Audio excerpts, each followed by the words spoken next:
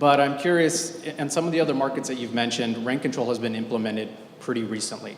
Right. What has that looked like in the last few years that it's rolled out in the markets that you've been looking at? Well, again, Mountain View was one where they did rent rollbacks to 2015, and that shocked a lot of people up there. Again, remember, it's under the protections of Costa-Hawkins, so it applied to 95 and before. Alameda, I have several buildings I manage there, and the max increase, some of the challenges we've seen is the max increase is 5%. For most people, they say, well, I can make the deal work. You do have vacancy decontrol, so we can go in and renovate, and we can adjust to, to the new market and get a healthy return on those reinvested dollars. One of the problems with it, though, is there is a rent control board, so if anything greater than 5%, you actually can apply for, but you'll never get it. But the one thing that's created some problem for more institutional owners, and everybody has a different philosophy about this, but for institutional owners, they don't like lease expirations. They want to have a natural bell curve, because we'll likely have about 50% turnover typically. So you want your bell curve to kind of go through traffic months that are where you can support releasing the units. So under the ordinance in Alameda, the resident's not required to sign a lease. They sign an initial lease term, and then after that, they can just go month to month. So there's not really, you're trying as a property owner to get the max increase you can, which is 5%, but you can't make them sign a lease. So we took over a 615 unit building in Alameda, and the challenge now is our month to month exposure has compounded. And now we have probably close to 325 units on month to month. Generally speaking, a property owner would want less than 5% month to month, hopefully less than 3%, so you can control that exposure, control your advertising costs. So that's been a big area because if all you're going to get is 5% and people are underwriting to that 5% max, they're not able to create any real incentive for a renter to sign a longer term. Hey, I'll just take the month-to-month lease, and that leaves you exposed to the market conditions. So, yeah, I mean, I think particularly, and I think back to the Mountain View example, there were a couple different ways that was coming about, both from citizen petition who wasn't happy that city council was not strong enough in their rent control measures. And so obviously it can come from a lot of different angles. I'm curious, back here in San Diego, let's say plausibly we could have Proposition 10 fail and National City pass. What do you think would be the fallout from those groups? Would they continue in their push? And yeah, I think the short answer is yes. And if Prop 10 fails, it will just come back in another form. And I think this will just be written until they get it right, essentially. And I think the same thing with with Measure W in National City. It may not be in its perfect form for all the voters down there, for the homeowners down there. So there's a chance that it may not pass by we might think a thin margin, but it will be back depending upon what the results are. But I think we're going to be battling at least a statewide repeal of Costa-Hawkins for years to come. Wow. So it's going to be a constant, ongoing struggle, you think? No matter what? I think it will be, and the question always, I was up in Sacramento earlier this year, and one of the questions that, oddly enough, the Democratic Majority Leader, Ian Calderon, I just decided to pop in to meet with him and kind of get his take on this, and he asked the question, why does our industry not write our own legislation, cap development fees, so things of that nature, so we can kind of re-stimulate building more housing? And the answer is simple: we're constantly on the defense. But that's something that our industry can do together, is start focusing, trying to be more on the offensive on things like that. Because at the end of the day, we have a housing crisis as a result, and as some of these gentlemen referred to, you have a ridiculous entitlement process. The fees, I was building product in Austin, Texas for $3,500 per unit on development fees. Compare that to $35,000 to $85,000 to whatever Dan's experiencing. I mean, again, and just like Alan said, you can only build Class A residential. Well, that furthers the affordability issue. And it's that old sort of goblet analogy that's been used a million times, that you have you have this Class A residential up here, you had a little bit of tax credit in the bottom, and there's no workforce housing in the middle, and that's the stuff we need to build. But we can't make it pencil out with the types of fees and these processes we're dealing with. So, well, I mean, we've heard a lot of different perspectives there. I would like to open it up in just a minute for some questions for our audience in just a second. But what? I do have a question, Christian. What messaging seems to work right now for the opponents of Proposition 10? Well, we're finding right now that we've awakened the homeowners, the independent owners. And I think that narrative about having single-family homes and condos subject to rent control in those markets that have a rent control measure is resonating, and we think that's going to continue to work to our advantage, being opponents of Prop 10. And again, the messaging on the other side, the for Prop 10, they seem to be focusing a lot of energy around corporate landlords, grubby, greedy corporate landlords, and I think as the messaging gets out there, and people realize that essentially 80% of the rental housing stock in California is independent owners, we think that that's going to continue to work to our favor ultimately. I think also just to add to that, it's important for everybody here to recognize that the messaging that is working in the correct messaging for no on 10 is not no against rent control. It's no against the housing freeze. The housing freeze. It's no against all the negative aspects that are the repercussions of this legislation. So when you're out there talking to the community, it's not no on rent control. It's no on a long-term negative tenant experience. It's no on on having an apartment experience that will not be positive and be negative for the long run. Yeah, so, and to your point exactly, we've stuck with the narrative, and I've spoken different panel discussions about this. But I think the goal is to stay away from. We all know that our operating expenses continue to go up, and a CPI rent increase is not going to. We're not going to be able to keep up with the pace of the growing expenses.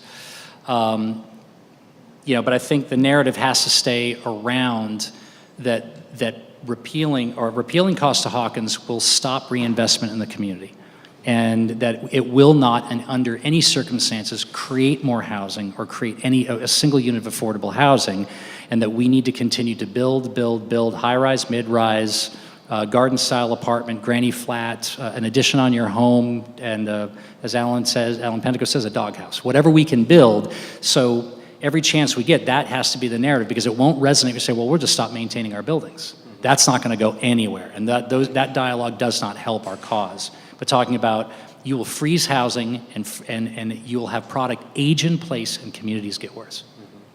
John, you have a word? Of course. National City is in terrible financial shape. They run a deficit, and the reason is that their assessed property tax base is exceptionally low, because people who bought homes there 30, 40 years ago pay virtually no property tax, and they don't turn over. And I bring this to your attention because one would think that what the city council, if they were really intelligent, they would desperately want this to fail, because what they need in National City is a huge amount of new construction, and they are about to put a complete moratorium on new construction. No, for sure, and that kind of leads us sort of in the last question. There's a couple of fronts on confronting both rent control and also the housing crisis. And so, Christian, I would put it to you again. As people leave here today, what suggestions would you make for either engagement or talking to people? You've hit on a couple of those points, but just what would be a plan of action on both of those points? Well, the first thing is, certainly if you've not been to the No on Prop 10 and Prop 10 Flaws website, I would encourage you to do so. If you are on social media, I would encourage you to share it. If you do Facebook, Instagram, Twitter, I have found that many people really do not understand Proposition 10. I think many people just say, oh, well, now we can have rent control. Well, no, you can now. You can vote for that. And if your community decides that's the right thing for the community, that can be done. But it's redirecting people that you know, and we all have friends on both sides of the political fence, but helping them understand the true impact and what it does. We keep saying that Prop 10 treats a symptom, not the disease. And so I think to the extent that you can share, and if you go to sdcaa.com, to our association's website, we share a lot of really great articles, and these are things you should share, print out, hand to people, however you communicate with family and friends, because I have been able to, just in discussions with family members that are maybe more left of center, help them really understand the implications and have gotten them. So again, we can all do our part in that way, but again, if you want to personally get involved in supporting any one of the campaigns, Molly has information in the back on Measure W, which again, we think will be the boilerplate for other communities, should it pass. And again, I would encourage you to go to, and if you want to make a contribution, again, she has forms back there. But for No on Prop 10 and Prop 10 flaws, I would certainly encourage you all to share that with family and friends that are going to go out on November 6th. And we've included a lot of those bullet points again in those folders, so you can go in a little bit more detail because there is so much to them. We do want to leave a little bit of time for some questions. I imagine there are some. If you have a question, go ahead and raise your hand. We'll get the mic out to you. I don't need a mic. Hey, what's the relationship of a guy coming out of the land development home building world to the multifamily? What's the relation? Costa-Hawkins is already a law. Yes. Yes. And Prop 10 gives San Diego the right to impose it. Prop 10 would repeal Costa-Hawkins, which was put in place in '95. And again, Repeal it for this unit. it would repeal it for the state. It's a statewide ballot measure. Correct. So then that would basically mean it paves the way for any community in the state of California to impose unrestricted forms of rent control. Yeah. And my other part of the question is for Richard. Yes. Your son's scenario of going from 2,200 to 4,500, was that entire complex evicted for redevelopment, or was that just a one-time thing? It was a fourplex, and they're all being evicted. Because they wanted to tear it down and build. Not actually sure exactly what they're planning to do, Mark, but he's not being offered an opportunity to stay there. I do believe rent control is inevitable in this wonderful state we live in. It's the fashion of which we get it, whether we like it or not like it. But I think this relocation stuff is scary stuff. It is frightening. And I'm looking at it from the landlord's perspective. I'm thinking, oh my God, what do you have to build in when it's your purchase price? Because you're going to get stuck with these terrible fees. And as I say, when I spoke with this attorney in Los Angeles who represents landlords in these kinds of Ellisized cases, he said these can go a year to two. You're just sitting there spending money with the lawyer. It's crazy. It's just absurd. Absurd. I think there's a big question too in terms of what does that do to cap rates in terms of, how would you as an investor underwrite your exit? You underwrote it with maybe a 50 basis point spread from your going into your exit. And now what do you do? And is it 100 basis points now? Is it not? I'm not the one to answer that because I think it's uncharted territory. Well, and what if you have a low density, let's say there's still some out there, single story apartment project on a large piece of land, and you want to demolish it and build a much larger building, now you're going to have to pay through the nose it'd be like paying another layer of fees. Plus the delays are staggering. Yeah, in San Diego, it would be frightening. So I just want to clarify something. I don't know Costa-Hawkins as well as I should, but I'm pretty sure Costa-Hawkins, if it maintains, if Prop 10 is beaten back, if it fails, Costa-Hawkins stays enforced. Any building built after 1995 is exempt from any That's correct. state rent control. Yeah, it would not be subject to that. Yeah, so anything built after 1995, you do not have to pay the relocation, Correct, and you're exempt from rent control. correct. That's correct. For you. Well, National City, again, for that would be the 16th community that, to have that form of rent control. So if they have a rent control ordinance, or it depends on what the ordinance says, but generally there's a relocation requirement. And again, they're predicting at a minimum 7 to 10 grand in National City. Yeah, it's in National City's Yeah, it's in there. proposal. Yeah. Yeah, but if Costa-Hawkins remains, then, Well, if it depends on if the measure passes. If the measure passes, if or Measure W passes, but Prop 10 doesn't, you still have all the things I read off. That's why I wanted to read that first, and Molly has a printout for everybody on that measure. The only difference is the 3 protections would stay in place. Single-family homes would, if Prop 10 does not pass, but Measure W does, all the points of the measure pass, but you still have the protection of the Costa-Hawkins. Pre-95 vacancy decontrol and single-family homes exemption. Can I add, in National City, even if Costa-Hawkins stays in place, every rental property in National City will be subject to the just cause provisions, and they will still pay $80 per unit per year to fund the just cause provisions and the rent control order. So you're not, even if you have rental property in Costa-Hawkins stays in place, you're not completely protected. Let me just address just cause evictions, because that's my bread and butter. We have an ordinance, 2004 municipal ordinance in San Diego, brought to us by one of my favorite councilwomen, Donna Fry.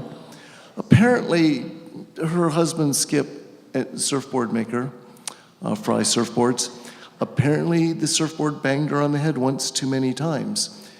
We have just cause for any resident in the city of San Diego, which includes a lot of stuff down in Chula Vista. You've been there 2 years, you have to have just cause to get rid of somebody. The causes are, for non-payment of rent. If the person goes out into the common areas with a gun and starts shooting, or if you want to move into your own complex or a family member wants to move in. But the rest of it is vague and ambiguous, and we haven't gotten any clarification. It's been, 2004, it's been 14 years, and this is still our ordinance. Just cause takes away a lot of your rights, landlords. You have to put the tenants, and this is how I describe to my clients. They say, I want to get rid of this person. Well, how come? Well, they're just a pain in the ass. They're all, okay, let's put them under the electron microscope and watch them try and create a dossier that we can present to the court. They've done this and this. They've come into the manager's office and they've screamed and yelled. They've uttered epithets at other residents. You need this much stuff, and here's the part that always slows my clients down. I say, I love all the things you're telling us, but I need witnesses. I need warm bodies to come to court and tell this story. Well, can't they do an No, right to cross-examination. So we need people to come. But they'd say they'd rather move than come to court. They're going to get their tires slashed. Yeah, I know. That's your just cause. Donna Fry, thanks for nothing. And also just to be clear there on the just cause, that does exist in the National City measure. It's not just an unlawful detainer, right, as you would, and correct me if I'm wrong. Those evictions would have to go in front of the rent board itself, and that would be the 5-member board, 3 of which are tenants who live in rent-controlled units. So pretty onerous there. That's the way it was written. Yep.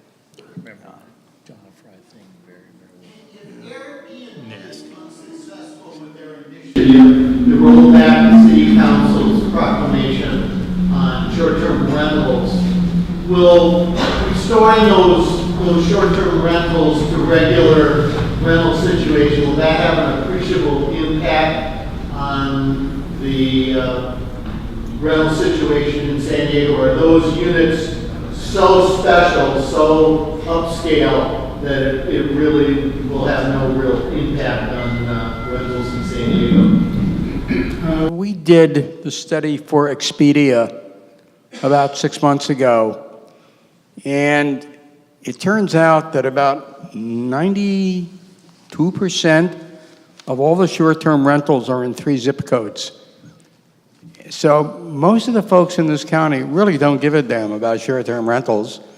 And we also know that about 40% of the units that are part of the world of Airbnb were never in the rental pool to begin with. They were second homes, and they were never rented on a long-term basis. So this entire thing of killing short-term rentals in order to provide more moderate price rentals is a fallacy. It doesn't exist.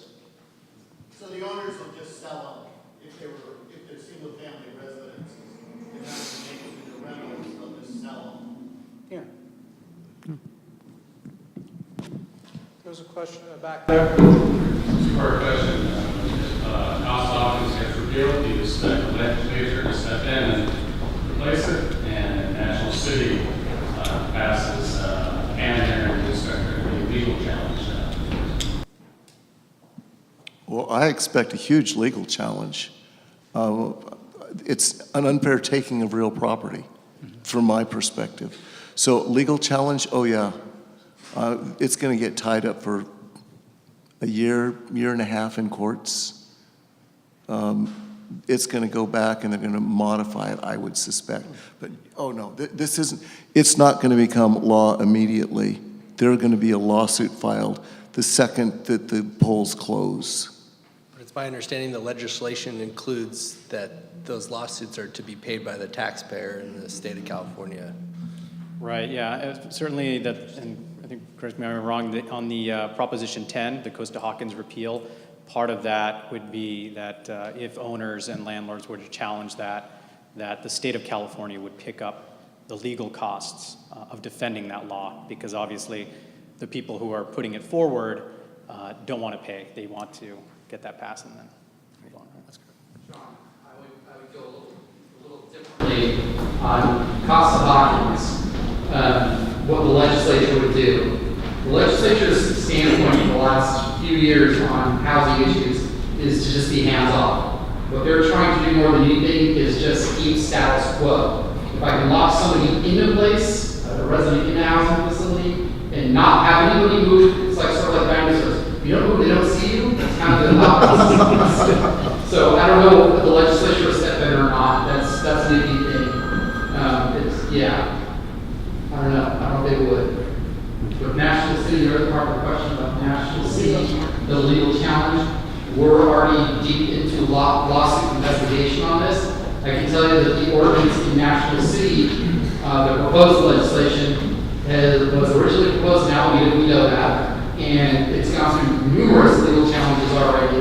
And I can tell you there are certain portions that are challengeable, but I don't think it will stop the ordinance because the ordinance has a severability clause, which means if this piece is deemed illegal, it goes away, but everything else stands in place. So but we are investigating those things right now. You know, I think just for Dan's sake, you know, there's a rent control ordinance that's going into effect on self-storage. What'd you say? Why not? Let's try it. Is the constitutionality of any of this a question? I mean, of course, there's already a precedent set in other cities, but how far could that go given the current, I guess, and how fast, of course, it went? Absolutely, it's a constitutional issue. It's a taking of your real property. You know, you're supposed to be able to use it as you see fit so long as it doesn't violate law. Rent control, to me, doesn't seem like they've given you that right. Sort of like having a gun and no bullets. You own the house, but you can't do with it what you want to do with it. And from my understanding, there have been challenges like that already brought forth, but they didn't succeed, obviously. They're going to keep bringing them. Yeah. Anybody else? Okay. Well, folks, anything else any last thoughts maybe here from the panel to finish on? Thank you for not throwing anything. It's not me that is trying to make this law. I think just one quick comment. It's interesting as we look at like what, if Prop 10 were to pass, and the narrative that we don't like to have with residents or the public about this, but I think the realities that we can all agree to that, during the recession, when rents were in this gravitational free fall, the only way to make up those losses was to go to your expenses. And we all went and we had to short sheet staff. We had to cut certain advertising things. We had to eliminate or dramatically reduce resident services and things of that nature. And we shut off heaters for spas and pools and things like that. And my guess is we may see a return of that, where, people that underwrote to a certain return at a certain period of time, everybody's going to have to look at that, but you'll have to make it up some other way, because during the recession, -3 was the new up, and it may be back to those days again, so. There was one more question. I would not be particularly clear if Proposition 10 fails, W passes, and so that constitutes has rent control, the recording stuff. Do you anticipate the city of San Diego or surrounding cities adopting the W measures and start applying them, though Proposition 10 failed? Insider knowledge. We've already had an attempt at the city of San Diego in April at a committee level. We've heard comments about Chula Vista, recently in Creo Beach, Escondido, El Cajon, Oceanside, all of them. They're already being talked about. We're already tracking all of those issues.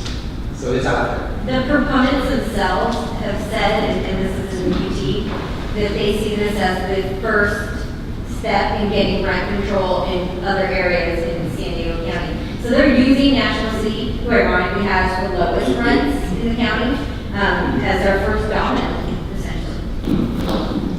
And, I think Rick said it earlier that, rent control hit the major cities in California in the 80s. We should have had it, by that logic, decades ago. It's just because we've done such a great job of fending it off. Too much, honestly, because it's caused us to have to go out to a tremendous amount of education, because most people don't know what California and San Diego don't know what Costa-Hawkins is. But if you look at rent control jurisdiction, you know exactly where it is. So we've done a great job of defending off here in San Diego. But logically, in politics, we should have had it decades ago.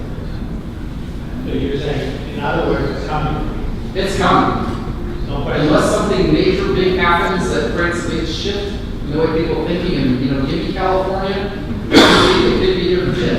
The thing is, you have tenants who want housing, people want to provide housing, so the only problem is government. And now that we're starting to see the social media, these two sides stay together, that's an opportunity. Again, which is why the messaging is that this is flawed legislation, and that then gives you at least 2 years to not get it right, but make it better than what it is being proposed today. I own 85 newer condominiums in the 6-story building in National City. And I'm counting on Contra Costa Hope. And then my question is, if I start selling off the impact is, I'm full. Of course I'm full. I have a beautiful property. I'll need to pay my tenants. Is that the upside of this as I sell off those portions? It depends if you start that process, I think, if you notice and start the process before versus after, but I think at this point we're so close to, close to the... And you're talking about selling your units individually, right? You might want to notice them all right now.